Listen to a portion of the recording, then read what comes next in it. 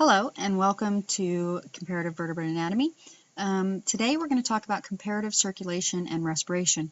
Now we've talked about the human circulatory system and we've talked about the human respiratory system, and we've seen examples of various vertebrates. We've seen the shark and the mud puppy and the pig. So a lot of this actually today is going to be a review, but what I do want to add into it, aside from the review, is what about birds and reptiles? So we're going to add those in too, so you can have an understanding about what's going on there. But first, I want to talk about vertebrate hearts. So this seems to be thinking about it. All right, there we go. We looked at the fish, and remember that the fish has two chambers. You have the atrium and the ventricle, and so this is one loop, right? So you have the ventral aorta, and then of course you have the veins that are coming in, and so into the sinus venosus. So remember, you have some of the blood is coming from the gills and some of the blood is coming from the body. So you're going to have a mix of deoxygenated blood in the ventricle, but it comes in, it's pumped in, and then it's going to be sent through the ventral aorta to the rest of the body, of the shark especially. So anyway, well, we talked about the shark, but this is true in all fish. So anyway, so there's your single loop system. Now, when we started looking at amphibians, we said that they have 3 chambers and 2 loops, but I do want to point out that larvae only have 1 loop because they only have the gills, and so they have this fish action going on. And you know, that makes sense because amphibian larvae are aquatic. Now, when they are adults, they actually have 2 loops because the adult amphibian develops lungs. And so you have to have a loop for the lung and then a loop for the gills. And those all have to go to the rest of the body, and that's how you get these 2 loops. So you have the lung and then the body, okay? Okay, and then next, we'll talk a little bit about reptiles. They're also 3-chambered, and actually there's not a whole lot of difference between a reptile heart and an amphibian heart, except that there is the lung loop, right, only. There's no gills, so there's going to be no connection to any sort of gills because they're not there. So in this case, what we're seeing is the loops, even though it's a 3-chambered heart, and you still have the mixing of the deoxygenated and the oxygenated blood in the ventricle, you have the lung loop and then you have the body loop, right? And of course, when we were talking about humans, the pulmonary system and or circuit and the systemic circuit. And so we're starting to see that conversion, and of course this is because we have moved onto solely terrestrial animals, so no gills, none of that. Okay, now, right, birds have a 4-chambered heart, just like mammals. So the heart of birds and the heart of mammals are very, very similar, and we have seen in the pig the heart of the mammal, and of course we're going to dissect actual sheep heart. And then this is the mammal, and you can see that these are the same, right? You have your smaller right ventricle, you have your larger left ventricle. Remember, we've got the big thick muscles on the left ventricle because we're pumping out into the aorta, whereas the right ventricle is going to go to the lungs. And then, of course, here's just another example. And you can see the chordae tendineae really well here. And then, of course, also over in here, which is kind of cool. And, of course, we're going to see those for real. Okay, so that's just a little review of the circulatory system. Now, the respiratory systems, we've got 4 basic systems, okay? And 2 of them are kind of the same, actually. So you have diffusion across the integument, and remember we talked about amphibians, they do that, so there's gas exchange across the skin. Gills, we've talked about, and this is called evagination because gills are the tissue is turned out, even if you have internal gills. And so if you look over here, so here's it's kind of 3 respiratory systems, but gills have a part A and a part B, so that's how we get 4. You've got the external gills that we saw in the mud puppy, and you can see this is turned out from the main body. But then internal gills, they're still turned out from the main body, it just happens to have a flap over it, okay? And then lungs are where you have this tissue where the gas exchange is occurring is inward, and that's called invagination. Okay, now, amphibian skin, and again, this is just a review. Okay, we've got the skin surface, and so the capillaries are right next to the surface, and the skin is moist and permeable, and so you've got the diffusion there. Fish gills we've talked about also, and so you have the capillaries right here on the surface, and the water is flowing by them. You've got the gas exchange there. The alveoli in the mammalian lung, again, you have the gas exchange around this tissue, so the air is coming into the alveoli, which is in the lung, and then the capillaries surround it. And then in birds, you have a similar kind of idea, except these are called parabronchi, and we'll talk about those in just a minute. Now, when you look at the actual flow, and this is why I put this in here, you've got the flow over the skin surface is just over the skin surface, and the blood is flowing in different directions. But in this case, when you're talking the gill, you have this counter current, right, where the blood is flowing in one direction and the water is flowing in the other direction. And we talked about that. This is actually the air, sorry, this is the blood. The blood is flowing in one direction, the water, not air, is flowing in the other direction. In mammals, you have a tidal pool, and we've talked a little bit about that. We're going to talk about more today, where the air just comes into this kind of little basket area and circulates, and then the blood flows across. But then in birds, the blood actually flows around this one-way tube, and of course this is another opposite current thing, and this one is called cross current. Again, I'm going to talk about that in just a second. But that's an overview of what we're talking about today. Now, different strategies depend on different environments. We know this. Fish and amphibians. Fish are going to rely on gills. Amphibia larvae rely on gills. And then adults have lungs, but they're not particularly efficient. And we've talked about this. And again, this is review. You know this. We've actually been tested on it a little bit already. And of course, this will come back again on the systems test. There are no muscles in the amphibians to inflate and deflate the lungs. We've talked about that. And so amphibian adults really do mostly gas diffusion through their skin as opposed to the lungs, because they don't have gills except if they're mud puppies. And we talked about the pedomorphosis in the mud puppies. But anyway, so gas diffusion is through the skin, right? And of course, they really have three different ways, because you have the mud puppies have three different ways, because they're the gills, the lungs, and the skin. But adult amphibians are just lungs and skin. Okay, so back to fish, right? We've talked about this. Water in, over the gills, and right out.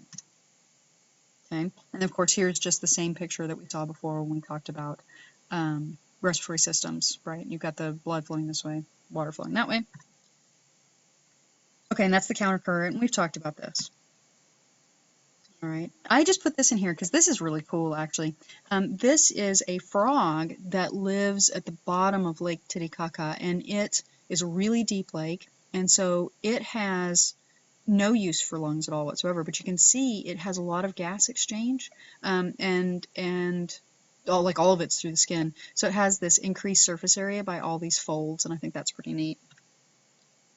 Okay, now when you're talking about skin, now we know, and we've known this whole time, that amphibians can diffuse across the skin, but here's the catch. That skin has to be moist, and it has to be highly vascularized, which means that there are capillaries all along the surface. Okay, so in order to do this, because not all amphibians are staying in the water all the time like the mud puppy does, so you have these amphibians, they have mucus glands, and so they have this slimy lubricant that's going to keep the skin moist. Nice, because remember, nature likes to multitask. A lot of times this mucus is actually poisonous, which is a protection for the amphibian, and you'll notice that lots of amphibians are brightly colored, like this little guy right here. Anything in nature that's brightly colored, right, an animal, probably I would stay away from, because bright colors in animals usually mean that they're poisonous. Not always. I mean, look at birds. Birds are not poisonous, but if you're talking about an insect or an amphibian or something like that, probably you're talking about something poisonous. Now, we also talked about, and I just want to remind you, that amphibians are really good environmental indicators because they're diffusing most of this air through the skin, and that means they're also taking in pollutants. And remember, some of our mud puppies had deformities, which probably were related to that, and they had parasites, which may or may not be related, but remember, a weakened animal is more susceptible to opportunistic pathogens and parasites. Okay.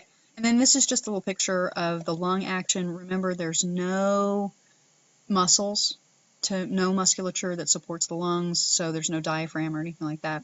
And so these little guys can pump up and down. And reptiles do it too, and we'll talk about that in a second.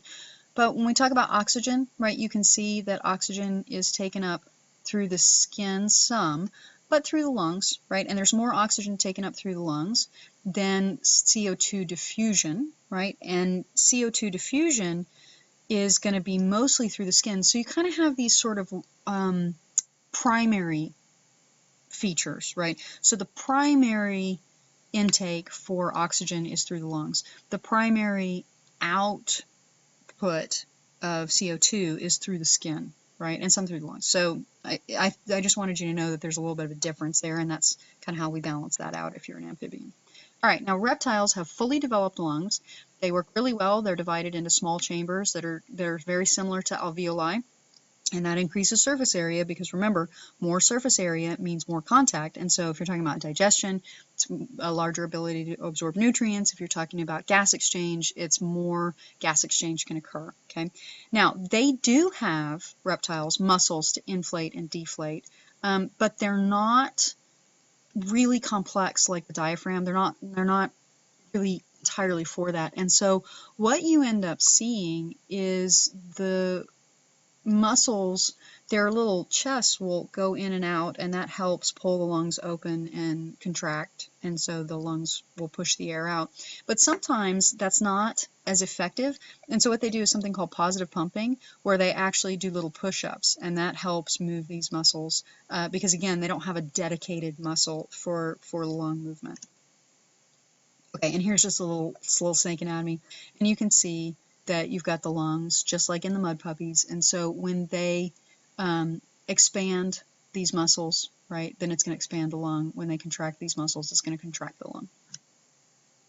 Okay, now mammals, we need a high rate of gas exchange. So all of the animals we've talked about so far, the fish, the amphibians, and the reptiles, they don't need as much gas exchange because they are exothermic, which means they're cold-blooded, and so they don't have as much metabolism going on. They don't have as many cellular processes to generate that heat, right, that mammals and birds have. So mammals and birds have high rates of gas exchange.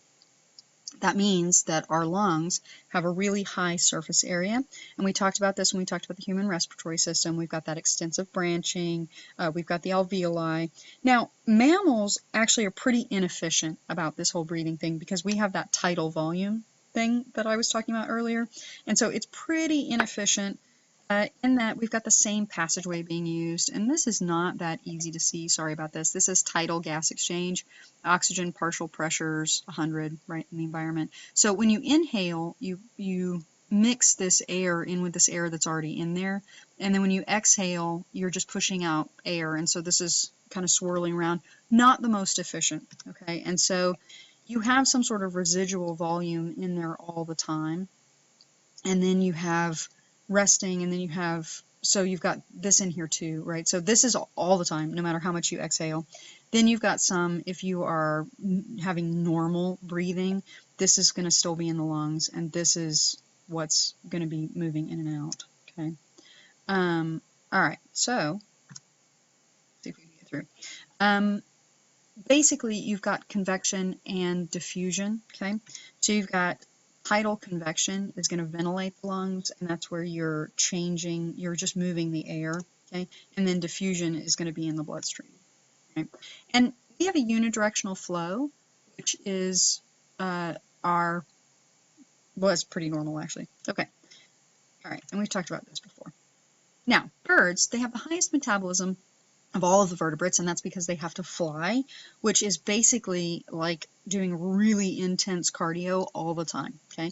So they need to have a more efficient system. They also have lungs, but they have air going in one direction and continues on through and comes out in a different way. So we're inhaling and exhaling through the same tubes, but they have a one-way system, okay? And the other thing is that birds actually have air sacs in their bones as well, which is kind of cool, and that helps them with their being light so they can fly, because remember, birds have hollow bones, and that makes them lighter because it takes a lot of effort to get even a small thing flying.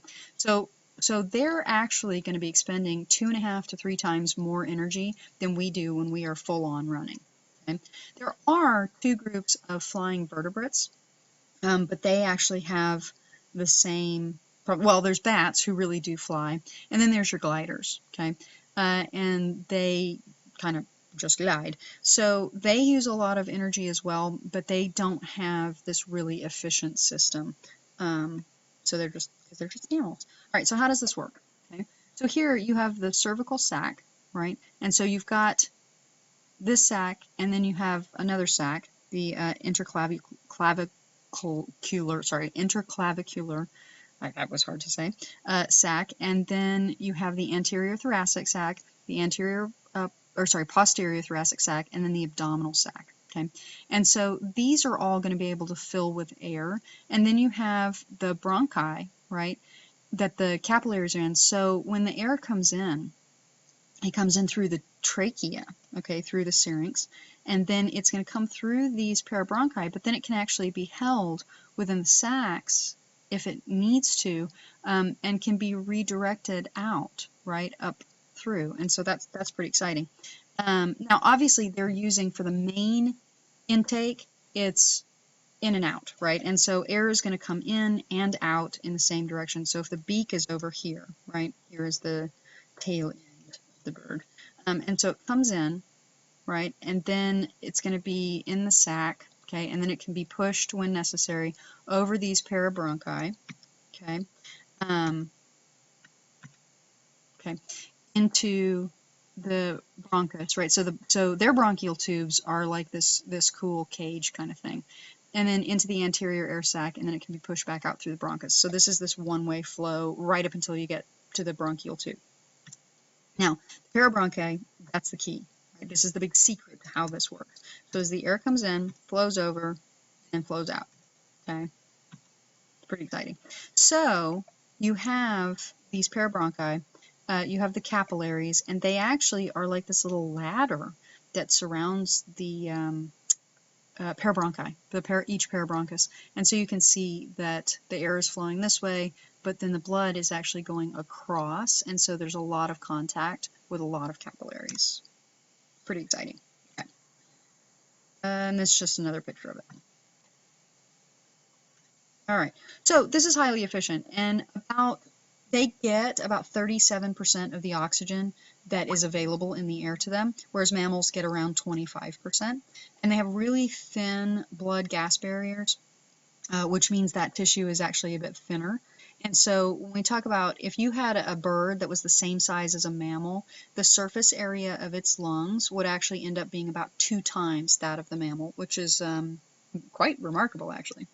Okay, and then to summarize, just again, when we tie it all together, we've got the gill capillaries here in this is a fish.